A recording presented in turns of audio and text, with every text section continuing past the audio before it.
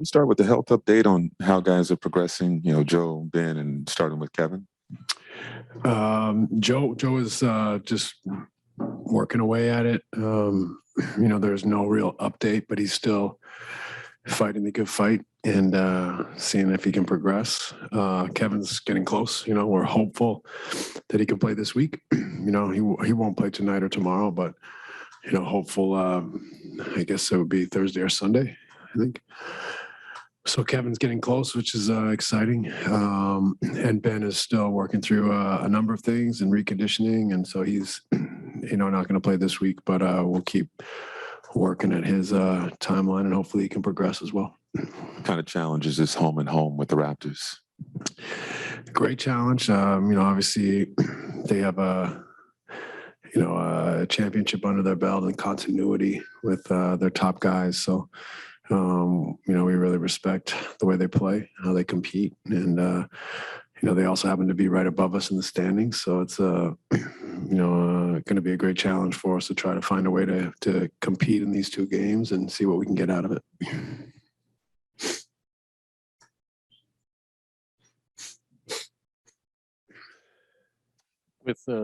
With Ben specifically, what is he doing physically now? And I guess what's the next step for him to clear, or next hurdle for him to clear to get back out there? He's just doing some light shooting and just physical therapy, just making sure that he gets that back 100%, just that little flare up. And while he does shooting and his kind of reconditioning stuff that he's able to do while that thing settles down.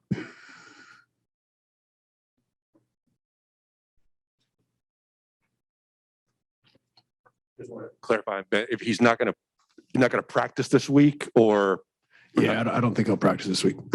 So probably he wouldn't play until the middle of next month. Or I haven't done the math, but I don't know. Just what's your reaction on Eric Adams saying that, they're going to lift the mask mandate, but that Kyrie can't play? Yeah, I just wait to see how it all plays out. It's not my domain to get involved in the policies and mandates. So, I'll just wait patiently and hopefully we'll get good news at some point. Hey, Coach, what in particular makes, and when it comes to the length that the Raptors present, makes it so hard for you guys to get by in terms of defense? Their defense, you're saying? Yeah, I mean, they I think Nick does a great job of them being aggressive, packing the paint, forcing turnovers. They have a lot of length on the wing, in the wing positions, and they're kind of smaller but long and athletic centers and longer and kind of bigger wings. So they, instead of having like a big around the basket, so to speak, they just have a lot of length out there and athleticism. And, I think Nick's done a great job kind of having them play a defensive style that suits that length and aggressiveness and toughness. So, they're one of the best teams in the league at forcing turnovers, and that fuels their break as well. Not to beat a dead horse, but I want to make sure I understand. So Ben A has not been cleared to date yet for any high intensity stuff. No, he has not. Okay. And in Joe's case, have you guys come to a point where you've determined that a second surgery is not needed, or are you waiting still to see if he has any setbacks as he goes toward toward his clearance for high intensity for that? Yeah, I think we're waiting. We're waiting to see how he responds. So there's no decisions made either way, and just trying to see how much improvement he can get over the coming weeks. Yeah, sorry. There's still a lot of confusion on the private mandate. As currently written, there are 4 exceptions, and one is for non-New York City residents who are performing artists or athletes, which seems to apply to Kyrie. Did you get any clarification on that? I have not. I've got no clarification. I don't know if it's something that we're going to get more information on before this. It's the 7th, I believe. Right. But at this time, I really don't know anything about it. It's kind of something that I think front office is going to deal with and let us know when we have good news. On that note, Steve, like, how do you guys, now that things are sort of changing a little bit here and there, how do you handle the communication between the city, Kyrie? Like yesterday afternoon, people might have thought he's playing this week. It was very confusing to a lot of people. How do you make sure the information is getting passed along, or maybe you guys understand it yourselves already and don't need to worry about that? Yeah, front office just said that there's going to be a change on the 7th, and that they're just digging into what that means, what it looks like, what's possible. And so that's the only information. So, we didn't expect him to play before the 7th, and we're still not sure that he could play after the 7th. We're just waiting to see what the news is, and I'm sure they'll let us know. Steve, just to follow up on all this, to be clear, have you or anyone else in the organization talked to Kyrie about getting the shot anymore? No. Coach, hey, I know there's obviously there's a tangible positive impact when guys like Ben or Kevin or Kyrie are available for all games, but is there an impact that you can feel with the guys who are on the floor when they're close? And is it affected at all when it feels like something may be happening and then it's not, or like, oh, you're getting Ben at this date now, it might be longer, or Kyrie, it's going to be this date, he's home. Well, we don't know. I mean, is there anything tangible about that you can feel for the guys who are on the floor who maybe thought the cavalry was coming and now maybe it's a little longer, or maybe it's not?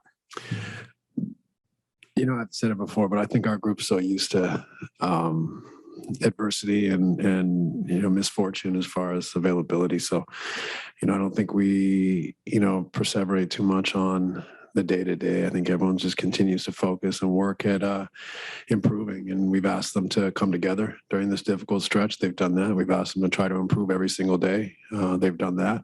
And we haven't always got the results, but we feel like we're building something and finding growth and improvement. It's just, not necessarily equating to wins all the time yet, but I think recently we've won some games, improved. The group has gotten tighter. So I don't think they're so affected on a day-to-day basis over who's available or when they're coming back or not. The hope is that Kyrie will be available at some point, but if not, post-trade and once guys are healthy, what do you like about your team that gives you confidence that you can still accomplish your goals even with all this uncertainty? Well, like I said, I feel like the group's really come together recently, so the environment has been really good. Guys are focused. Guys are, I think, really forming bonds in a great environment. So that having a great work environment, I think, allows you to start building and growing. And so all I can say is that the last couple of weeks, or however long it's been, things have been moving in a great direction as far as, one, the certainty of what's happening. We've gotten past the trade deadline. I think also just the commitment to one another has really put our environment in a great place. And I think there is improvement. And when we do get guys back, we will benefit from that improvement. And I think that's the part that we feel positive about, that maybe the outside world can't see as we've gone through a tough stretch, but it's not gone, it's not gone without its growth, without its reward. And I think these guys deserve some good things to happen to them. And I think Milwaukee was a good start. Last question, Michael Grange. Hi, Steve. How are you? Good. How are you? Yeah, just wanted to check in on Goran, and you got him in the Milwaukee game, and obviously your background with him. What are you hoping he can bring you, not only when Kyrie's available, but on some of these nights when he's not available? Yeah, I mean, really, he's kind of our true point guard on our roster. Patty, Seth, Kai are guys that are really more scorers, players off the ball who attack. And, in Kyrie's case, obviously he's at an incredibly elite level and does so many things, but I think he's best suited to attack off the ball unless he's pushing it in transition. So Goran gives us kind of a true point guard, gives us experience, toughness, high IQ. And obviously he's very crafty and skilled as well. So, he can play on the ball, he can play off the ball, he can play, with different players and combinations. And I think he can fill a lot of holes for us. Awesome. Thanks. Keep well. Thank you. You too.